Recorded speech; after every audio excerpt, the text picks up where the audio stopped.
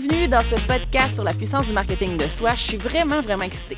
En fait, là, je me sentais, quand j'ai commencé juste à penser à enregistrer, en passant, je vais faire un straight-through là, dans mon podcast, dans le sens que j'enregistre une take, puis ça va être ce que ça va être. Donc, ça se peut que tu me vois dire des conneries, ça se peut qu'il y ait une drill qui part quelque part, on sait pas, je j'habite au centre-ville.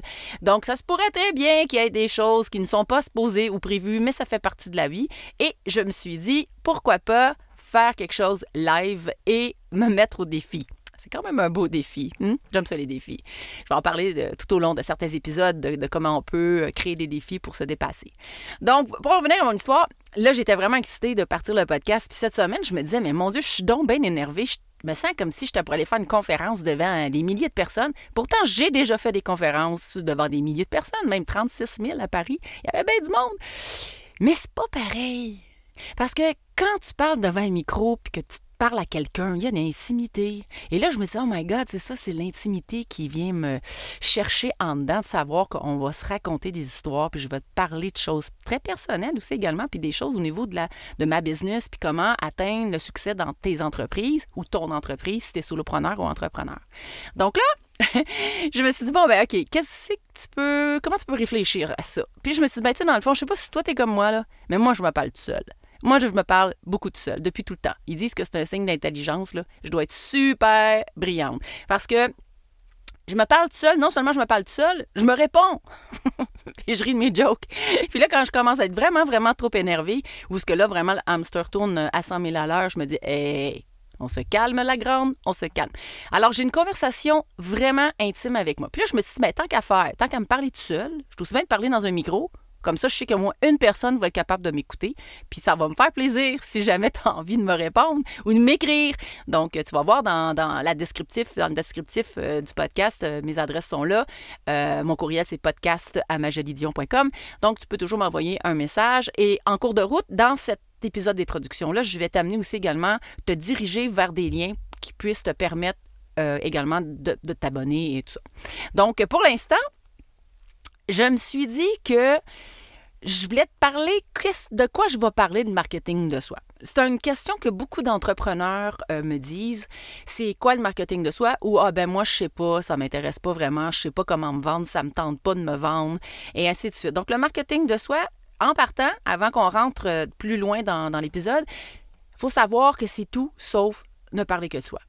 Le marketing de soi, en fait, sa puissance, c'est vraiment de travailler à construire et à bâtir le meilleur porte-parole à partir d'un soi honnête, profond, un soi heureux, pour devenir un peu comme un aimant. Et après coup, quand ton soi entrepreneurial est super bien solide, donc l'estime de soi, confiance en soi, connaître ses savoirs, savoir-être, savoir-faire, ainsi de suite, ben là, à un moment donné, on apprend comment le marketer. Hein? Parce qu'effectivement, si tu es un entrepreneur ou un solopreneur, ben tu es un produit. Et quand on commence à regarder nos vies et commence à se dire qu'on est un produit, ben moi, je sais bien que quand j'étais plus jeune un jour, j'étais jeune, j'étais dans le domaine artistique depuis tout le temps et je me souviens que quand j'avais des auditions, j'ai commencé à auditionner, j'avais l'âge de 15 ans. Et quand j'avais des auditions, là, écoute, j'étais malade. J'en étais malade. Malade à un point que j'en faisais pitié. Là. Je pouvais vomir des fois 2 ou 3 jours avant. Là. Puis là, la journée d'audition arrivait et on dirait que je perdais tout mon texte. Je me souvenais plus de rien.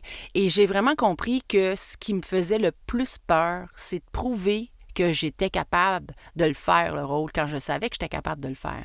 Alors, je me suis dit, comment je peux m'aider? Parce que là, on s'entend que je me tentais vraiment de faire ça, là. Puis, je veux dire, j'ai eu une carrière quand même internationale. J'en ai fait des auditions. Et je me suis dit, si je veux continuer à survivre dans ce monde, il va falloir que je trouve une solution parce que, sérieux, je me sens vraiment pas bien. Et j'ai créé le produit humanisé. J'en parle dans mon livre, Le marketing de soi, ose être ton meilleur levier financier grâce à ton authenticité, que je vais te montrer tantôt. Mais et j'ai créé le produit humanisé. Ça m'a permis, en fait, d'apprendre à me vendre sans me vendre. Et donc, aujourd'hui, ça fait des années et des années que ça fait partie de ma vie. Puis quand j'ai décidé de partir le projet de marketing de soi, puisque c'est vraiment ma niche, je me suis dit, moi, j'ai envie de partager ça avec les entrepreneurs. Parce que tu sais hein, que les cimetières sont remplis de gens qui avaient des bien bonnes idées, puis des beaux projets, mais par manque de confiance, par manque de stratégie, par manque de connaissances, par manque de l'imposteur. Ah oui, c'est vrai, j'ai oublié de parler de l'imposteur. Quel syndrome, my goodness, le syndrome de l'imposteur. Ça se peut que tu l'aies toi aussi, le syndrome de l'imposteur, parce que moi, je l'ai déjà eu. À un moment donné, j'ai compris comment je vais dealer avec. D'ailleurs, j'ai un épisode qui s'appelle justement le syndrome de l'imposteur. Faut-il le bannir ou l'accueillir? Je vais peut-être la prochaine. Je ne sais pas encore ce que je vais la placer dans mon plan d'épisode, mais c'est vraiment un épisode qui va être super trippant à écouter. Parce que si tu as le syndrome de l'imposteur, c'est très difficile pour toi d'exceller et de réussir dans ta vie. Donc, avant de passer à l'autre étape, parce que là, je vais juste donner un petit aperçu, tu sais, comme on dit, on met la table. Je vais vous parler, entre autres, du marketing de soi, oui, un peu ce que vous attendez dans le podcast, puis qu'est-ce que moi, je m'attends, en fait, aussi à vous offrir. Parce que, tu sais, évidemment, j'ai mes propres objectifs, comme vous avez vos propres objectifs. Et également, après le jingle que je vais vous présenter, j'ai fait ce jingle-là, je me suis amusée comme... vraiment comme un enfant, là. C'est ça. Alors, je ne sais pas si ceux qui l'ont entendu, mais bon, disons que c'est la jungle. Puis en fait, il y en a qui l'ont entendu parce qu'il y en a beaucoup d'entre vous qui m'ont écrit en me disant « Wow, merci ma jolie. Wow, la bande-annonce, c'est wow, j'ai hâte d'entendre le podcast, j'en veux plus. » Et savez, ça m'a touché beaucoup d'avoir des feedbacks de toi. Parce que avoir un feedback de quelqu'un qui prend la peine de t'écrire et te dire comment il s'est senti, oh my God, que ça fait du bien. En tout cas, ça m'a donné des ailes. Alors merci si tu m'as écrit. Si tu m'as pas écrit, tu peux toujours m'écrire. En tout cas, si tu m'as écrit, je te dis merci d'avance.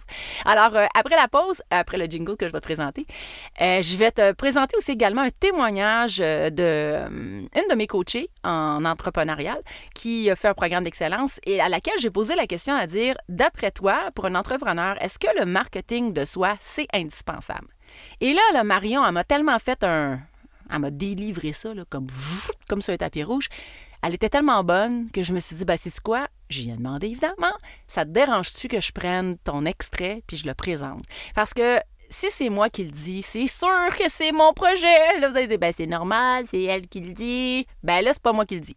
C'est une de mes coachées qui travaille avec moi depuis quelques temps, qui a fait un programme d'excellence, et comment le marketing de soi a changé sa vie, mais comment c'est important pour les entrepreneurs. Alors, on se rejoint tout de suite après le jingle. Là, je te mets la version longue parce que je veux que tu l'écoutes. Je ne sais pas si je vais la mettre dans tous mes épisodes. Je vais peut-être mettre la version courte, mais je te laisse sur la bande-annonce et on se retrouve après. Ciao! Dis-moi, toi, là, oui, toi. Tu t'aventurais seul dans une jungle sauvage sans un guide expérimenté? Non? Vraiment pas? Tu sais quoi? T'as bien raison. Et je peux te confirmer que c'est pareil dans la jungle du marketing entrepreneurial. Sans un guide expérimenté, tu pourrais, je dis bien pourrais, courir dans toutes les directions sans jamais y arriver. T'éparpiller, t'y perdre, ou encore pire, tomber dans la fosse du découragement pour finalement sombrer sous la guillotine de l'abandon. Alors, dans ce podcast unique, je débroussaille pour toi les sentiers souvent inconnus du marketing de soi, du marketing web et du marketing vidéo qui t'amèneront sûrement à mieux comprendre et mettre en place tes stratégies de réussite dans ton entreprise, sur les réseaux sociaux et dans tes vidéos. Par le biais d'épisodes solo et d'entrevues d'humains inspirants, j'aborde des stratégies et techniques inédites, prouvées, avec lesquelles tu pourras créer ton meilleur porte-parole, peaufiner et propulser ton produit numéro 1, qui est toi, découvrir comment te vendre sans vendre grâce à ton authenticité et surtout monétiser tes acquis. Alors, que tu sois solopreneur ou entrepreneur curieux, ou si tu penses peut-être que la puissance du marketing de soi, c'est pas pour toi, bien laisse-moi quand même t'inviter à découvrir mon univers passionnant, car je suis convaincue que dans ce podcast, tu trouveras cette étincelle d'inspiration vers ta passion. Ici Majolie Dion, ton GPS entrepreneurial de succès. Bienvenue dans mon podcast dynamisant sur le marketing de soi. Scotche-toi bien tes écouteurs, car ça va exploser. Hey, Tarzan, j'ai tellement ri. Je me voyais dans la jungle. Vous savez, c'est ça la jungle, hein? Parce que c'est ça le marketing entrepreneurial. Les gens ont plein de connaissances avec mes expertises de ce que j'ai constaté avec le temps. Premièrement, tu vas à l'école. Tu ramasses des certificats partout sous tes murs. Tu fais vraiment des efforts et tout et tout. Puis là, il s'agit de te vendre, puis de vendre ton produit puis ton service. Puis là, tu choques. Là, tu fais... Et là, tu viens tout trempe à la vite. Puis là, c'est comme les petites jambes qui te shake. Puis là, tu te dis, my God, pas tout de suite, je prendrai pas le téléphone, je ferai pas ça tout de suite. Ou je repousse les opportunités. Hein? Peut-être que ça te ressemble pas pantoute. Hein? Peut-être que le marketing, t'es vraiment, non merci, c'est pas pour moi. J'ai un ami comme ça, d'ailleurs, j'en parle dans un autre épisode, là, mais je trouve ça super. Mais le marketing, en fait, ça a des très, très bonnes intentions à la base. Hein? Il y a un épisode qui s'appelle le marketing malveillant au marketing bienveillant parce qu'il y a du marketing malveillant. Là, moi, je te parle de marketing de soi. En fait, c'est du marketing de soi bienveillant. Parce que je suis quelqu'un qui est bienveillante. Alors, donc, pour ça, je dirais avec mon marketing, c'est que souvent, les gens, ils vont avoir, souvent, je généralise un peu, là, mais certaines personnes, ils vont avoir la mauvaise impression que le marketing, c'est vraiment de la mauvaise publicité, quand dans le fait, c'est pas ça. Le marketing, c'est un cadeau. Hein? T'offres un cadeau. En fait, en faisant un bon marketing, tu donnes une information à ton client ou à la personne ou la personne à qui tu as envie de travailler avec pour justement lui offrir quelque chose qu'elle ne connaît pas. Hein? Le marketing de soi, il n'y a pas beaucoup de gens qui le connaissent. Moi, je n'ai pas inventé le marketing de soi. Là. Je suis intelligente, là, mais bon, pas tant que ça. Le marketing de soi, ça existe depuis quand même un bon temps. Alors, j'aime bien comparer parce que les gens connaissent plus le marketing digital et le marketing web, le marketing numérique. Alors, comment ça se forme? C'est que, mettons, tu es une entreprise, puis là, tu dis « Hey, moi, j'ai envie de faire du marketing sur mon entreprise. » Alors là, tu vas aller chercher un spécialiste en marketing, je te le suggère, hein, parce qu'on s'improvise souvent spécialiste dans quelque chose. Ça ne veut pas dire que c'est bon tout le temps, mais si jamais, mettons là, que tu as le goût de faire un marketing digital, va chercher des bonnes personnes qui vont pouvoir t'aider. Donc, ton marketing, ton produit, ton service, tu as une entreprise, ça roule bien, c'est le fun, puis là, il y a quelqu'un qui te fait un super beau marketing digital. Il va mettre en avant-plan ton entreprise avec son branding. S'il n'y a pas de branding, tu vas avoir un branding à faire par rapport à ton produit. Mais le marketing de soi, c'est la même chose. La seule différence, c'est que c'est toi le produit. Toi, tu es le produit numéro un de ton entreprise. Donc, c'est ta job de vraiment le peaufiner, de travailler à ce qu'il soit toujours optimal, à le soigner, à lui donner excessivement d'expertise et d'expérience et de connaissances et de savoir et de savoir-faire et surtout de savoir-être. Le savoir-être en marketing de soi, c'est vraiment le pilier de la réussite. Et ça, prends un exemple, si demain matin, OK, tu as tous les savoirs que tu as. Tu as tous les savoir-être, les savoirs que tu as, les savoir-faire, pas les savoir-être tout de suite, mais savoir-faire, et que là, soudainement, je te enlève tout ça, je te retire tout ça de ta vie. Il te reste quoi? Il te reste le savoir-être. Mais le savoir-être, si tu ne l'as pas développé, là, comment tu penses d'être heureux en entreprise quand ça ne va pas bien? C'est impossible. C'est impossible. Donc, ça fait partie de bien peaufiner ton produit, d'avoir des connaissances pour être capable de le mettre en avant-plan. Donc, je te fais écouter à l'instant même Marion qui a offert ce témoignage-là, puis elle explique pourquoi c'est super important, puis comment c'est indispensable le marketing de soi. On se retrouve après son témoignage. Comme ça s'est passé pour moi, en fait, c'est le constat que je me suis fait une fois que j'ai commencé à écouter Ma Jolie, c'est que je pense que c'est juste indispensable pour tout entrepreneur, qui débute ou pas d'ailleurs son business. Moi, dans mon contexte professionnel, j'ai été amenée à côtoyer beaucoup d'entrepreneurs qui n'avaient pas du tout travaillé sur le marketing de soi, sur la façon de se vendre, de communiquer avec les autres, de communiquer ses offres de services, de pitcher simplement ses services. Et j'étais, moi, dans la position de devoir, on va dire, les éduquer. Évidemment, pas aussi bien que Ma Jolie le ferait. Mais je me suis rendu compte à quel point c'était indispensable pour tout entrepreneur. C'est du marketing. Et moi, je viens aussi du marketing à la base. C'est indispensable de se vendre. On est une personne, on vend des services ou des produits et il faut le mettre en avant. Il faut le communiquer, donc c'est un service qui est indispensable et qui est assez unique. Personnellement, je n'ai pas trouvé d'autres personnes qui proposaient ce type de service. Alors, je suis contente si tu as été jusqu'au bout d'entendre ce témoignage-là, parce que Marion, vraiment, j'aime beaucoup. On s'entend bien, on travaille ensemble depuis longtemps, puis c'est une entrepreneure qui est vraiment, elle a une vision des choses. Et ce qui est cool, en fait, c'est aussi qu'est-ce que tu apprends quand tu travailles en marketing de soi dans mes programmes. Entre autres, faire un pitch de vente. Tu sais, quand tu fais ton pitch de vente, tu te présentes, tu as 3 secondes pour te présenter. Autant en vidéo qu'en podcast, peu importe, ou même quand tu écris ta publication sur Facebook.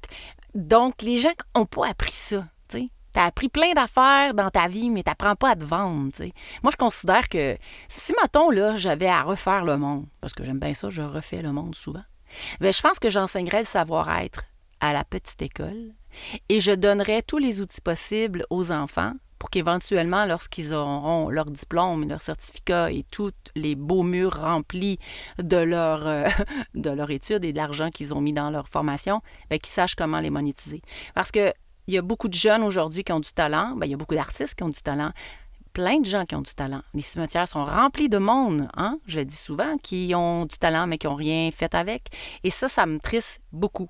Alors, si j'avais à offrir un cadeau, moi, ça serait vraiment ça, de développer le savoir-être, entre autres, dans ton entreprise. Puis, d'être capable de te vendre rapidement. C'est un mot que j'utilise beaucoup, puis ça peut te faire friser.